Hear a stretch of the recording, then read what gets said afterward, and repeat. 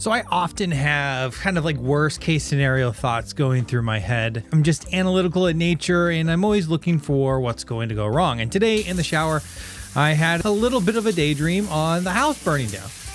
And then that got me to think, the house were burning down, what would I save? And then, of course, obviously I think about the kids, I think about the pets, I think about, I guess we don't really have family albums any longer. That's all saved digitally, computers, stuff like that. Then I thought, what about the board games? And my mind continued to go down and down the rabbit hole because it depends on what I want to optimize for in my savings. In this scenario that we're going to put forth here, this is a little thought experiment for you keyboard warriors. Everyone's safe. We have plenty of time. We're not actually risking our lives. Just the house eminently will be burnt down. So let's just say we have, 5 to 10 minutes. However, we've already packed our car completely full and there's essentially an armful's worth of space. Call it a Calyx plus, maybe even 2 Calyx that you can actually fit in your car. But you are, feverishly running around your house, of course. So, there is some panic in the scenario. But then I started to think, okay, there's a couple different ways I can actually approach this problem. I mean, the first and probably the most likely for everyone is you're just going to save the best games in your collection. It's essentially your top games of all time. That's a little too boring just for this conversation. So let's keep going down the list. Let's follow the logic, see if we can find any other reason as to why we're going to save games. Maybe it's just simply the replacement value, or I guess the replacement effort. There's games in my collection that cost a lot of money and would be really difficult to replace right now. You could go down the route of the old school photo album and pick the games that have the most sentimental value to you. You could also think more pragmatically and think, okay, we're going to be without a house for a while and a lot of our stuff. We need to keep our family entertained. So what are the best family games that I have in order to keep everyone entertained? Maybe I'm completely selfish and I think everyone else is going to be too distraught, but I need to keep myself entertained. So what are the solo games I would bring with me? Another very real scenario is what are the games that are sitting on my shelf of shame that I really need to play? I love new games and new puzzles, and why would I want to stick myself with the old stuff that I've always played? And what better way to actually motivate yourself to play your shelf of shame if you only had your shelf of shame? Or maybe your collection is sort of like mine, where it's spread all throughout the house, and the games kind of in the family room area are the ones in which are your personal hotness. They're the things that are hitting the table the most at that given time. So I could use that logic to optimize for fun in the near time by just grabbing everything that's there. And most importantly, what in your collection are you actually going to kick into the fire to make sure they get burnt and you never have to look at them again? That is a lot. So let's actually go down the list and make some selections here. And first and foremost, I want to optimize for replacement value or difficulty to replace. First, it's probably the Too Many Bones Trove Chest that has absolutely everything in it. I just looked on eBay and that thing's over $1,000 right now if you want to buy absolutely everything. This does serve me well. I've often thought if I went on a desert island, I might be able to survive with just Too Many Bones. So this would be nice. Another one is the Galactic Pledge for Voidfall. That is a very expensive game and one in which I don't ever want to have to buy again. I don't get it to the table as much anymore, and my mind's probably not going to want to read another rule book to remind myself of the rules, but regardless, it's going to be really tough to replace. And the third game, and meanwhile, this has to kind of fit in my arms. I'm assuming one trip to get out. I already have a Trove Chest, and I have Voidfall, but then I'm going to try to sneak on Townsfolk Tussle. Townsfolk Tussle is a game that I definitely have not played enough. It was a Grail game. I got an insane deal. Someone accepted an offer on eBay. I can't even remember what it was, but I remember being very excited about it. And that is an incredibly difficult game to actually find at any given time on eBay. There's only a couple up there, and they're usually being bid up. So those are the three. If I'm just optimizing for replacement value or effort, that's what I got to bring. Now, if I was trying to optimize for my own pleasure in the coming dark days, I would... Too Many Bones is probably a good one, but for the sake of having something different, we're going to actually switch it up to Hoplomachus. I have not played Hoplomachus Victorum, nearly enough. With what little I have played of it, I've really enjoyed. I feel like there's a ton to explore there, and I would love to continue to play that game. Sleeping Gods Distant Skies. I'm in the middle of a second campaign very early on, and I want to see what happens there. So if I'm trying to keep my mind off of things and go off into a far off land and just kind of lose touch with reality, Sleeping Gods Distant Skies would be perfect for me to grab. And if I happen to have a ton of time on my hands now that I don't really have to like do any chores around the house, Spirit Island is the perfect game, one in which that I've been wanting to dive super deep into. I've just started this channel and can't play the same game all the time.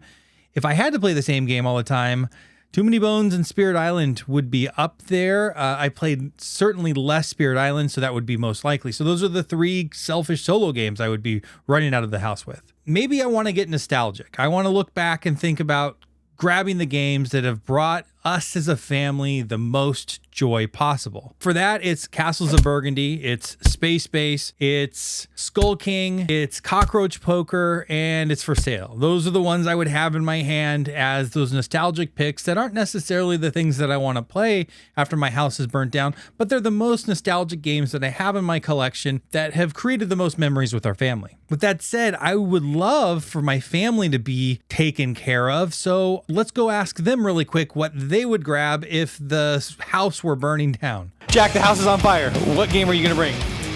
Cockroach Poker. The house is on fire. What are you gonna bring? Go fish. Seriously, if you had one game, Max, to bring, what would it be? Seriously. Radlands. Oh, that's actually a really good one, Radlands. Quick, the house is burning down. What games are you saving?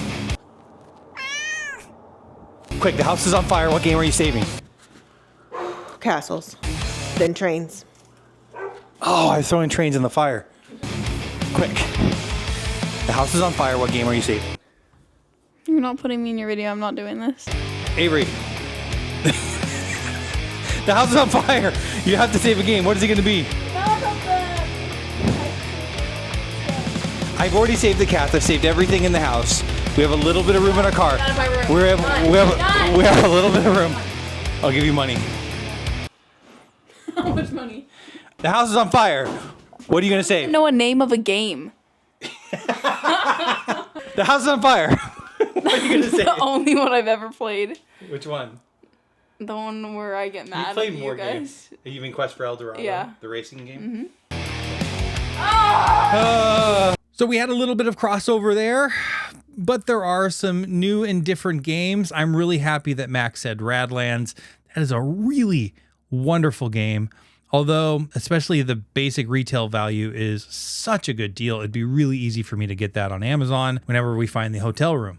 So if I wanted to optimize for new experiences, this one is pretty easy. I just walked the Shelf of Shame, or I guess I kind of have them spread all over the place, but Revive is something I'm really excited to play, and I really want to get to the table. I actually had no idea it was a deck builder. I actually bought it for it being categorized as a network builder, so I'm even more excited now. Role Player Adventures is something I've mentioned on this channel multiple times. It is a big box, still in shrink, but I could get lost in that for a really long time. ISS Vanguard would serve a really similar purpose, although it's a pretty big conglomerate of boxes. I might only grab base and just leave everything else behind to burn because I need room for Imperium Horizons. I keep saying I need to play Horizons and I keep not doing it.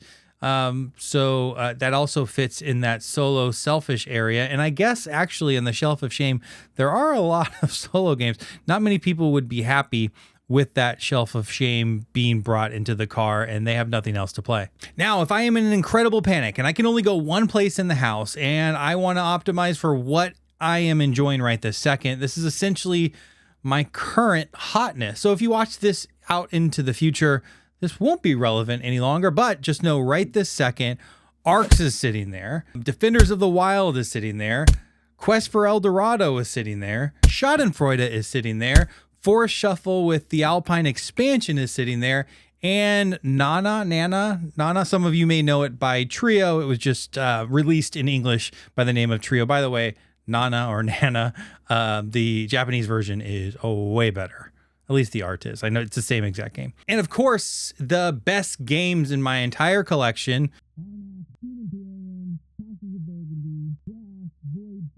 Great Western Those would all be there. Wait, you didn't hear me? There must have been something wrong with the transmission here. Maybe there's an error with the camera, or maybe you just have to wait for another video. Oh yeah, I almost forgot. What am I chucking in the Inferno to make sure it burns?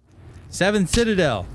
You are absolutely going in that pile. Unmatched Tales to Amaze. Absolutely going in that pile.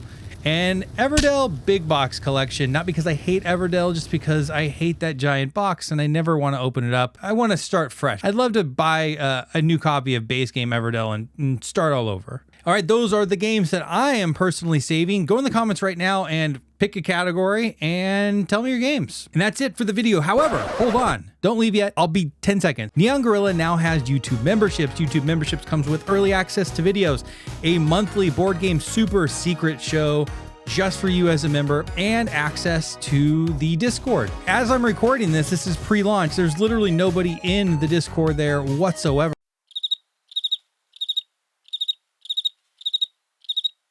So it might be a quaint, tiny family for a little bit. You might like that. So go check it out. If you are interested, I have a little teeny tiny video on what exactly the membership is. Go to my channel page and you should see a join button. Hit the join button and it'll prompt the video up. With all of that said, I'm really happy you're here, whether you become a member or not, whether you're a subscriber or not. If you've made it this far, it's pretty darn cool. I'd love to hear what you say in the comments, and have yourself a great week.